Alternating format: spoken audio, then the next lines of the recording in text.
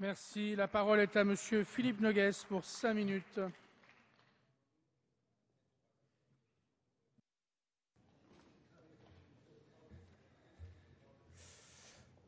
Monsieur le Président, Monsieur le Ministre, chers collègues, nous sommes sûrement une large majorité dans cette Assemblée à considérer que l'Europe est notre avenir. Ce sentiment est malheureusement de moins en moins partagé par les citoyens européens pour qui l'Union se résume trop souvent à l'image d'une technocratie lointaine, celle des circulaires et des marchés financiers, très éloignés de leurs préoccupations, voire hostiles. Incontestablement, nous sommes aujourd'hui à un moment important, j'allais dire à un tournant, et nous devons faire ce choix. Ou bien nous basculons définitivement dans ce grand marché de libre-échange qui est devenu au fil du temps l'Europe, ou bien nous retrouvons l'esprit de ses fondateurs, une Europe politique forte, car unie, garante de la paix et protectrice pour ses citoyens. Pour cela, il nous faut absolument retrouver des marges de manœuvre économiques et politiques. À l'échelle de la France, nous devons retrouver une plus grande souveraineté politique et cela passe évidemment par la réduction de la dette qui est ici, comme presque partout en Europe, le premier poste du budget. Mais soyons lucides, maîtriser les budgets en période de stagnation économique, voire de récession, sans contrepartie pour la relance de l'activité, ne pourra sortir l'Europe de la crise.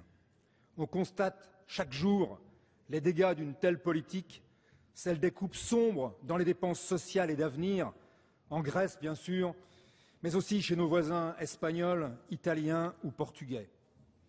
Et le texte seul du traité sur la stabilité, la coordination et la gouvernance ne répondait pas à cette double nécessité, réduire les déficits d'une part, relancer une croissance durable de l'autre.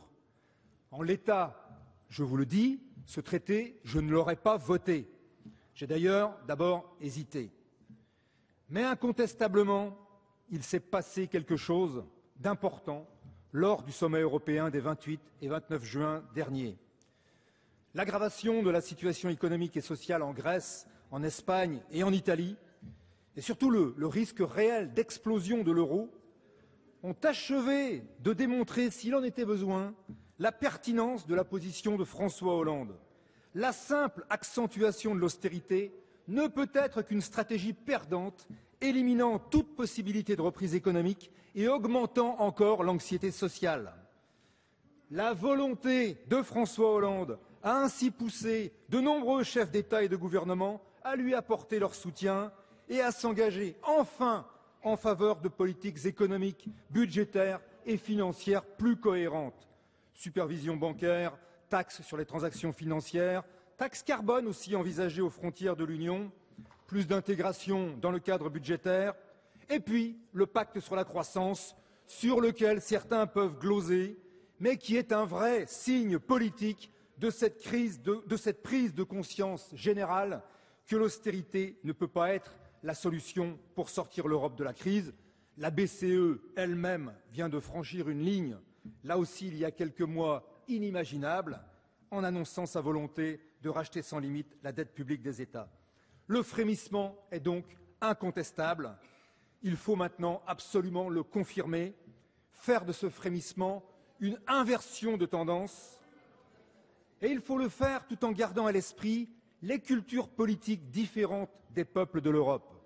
Ainsi, la décision de la BCE a été considérée comme laxiste en Allemagne et, à l'inverse, imposant des conditions beaucoup trop dures pour les Français. Si nous voulons bâtir une Europe sociale et solidaire, nous devons commencer par prendre en compte nos différences. Je voterai donc en faveur de ce traité pour bien montrer à nos partenaires que la France est engagée à leur côté dans la réduction des déficits publics et de la dette, mais mon oui est un oui exigeant. Exigeant parce que les Français et beaucoup d'autres Européens attendent maintenant la suite. Ce traité ne peut être qu'une étape.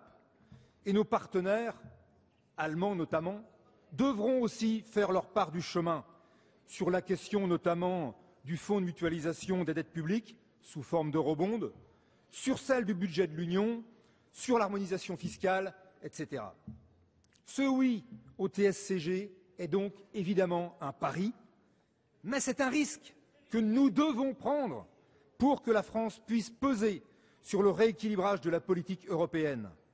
Et nous y serons associés, nous, parlementaires, à travers la mise en place d'une conférence rassemblant les parlements nationaux et le Parlement européen.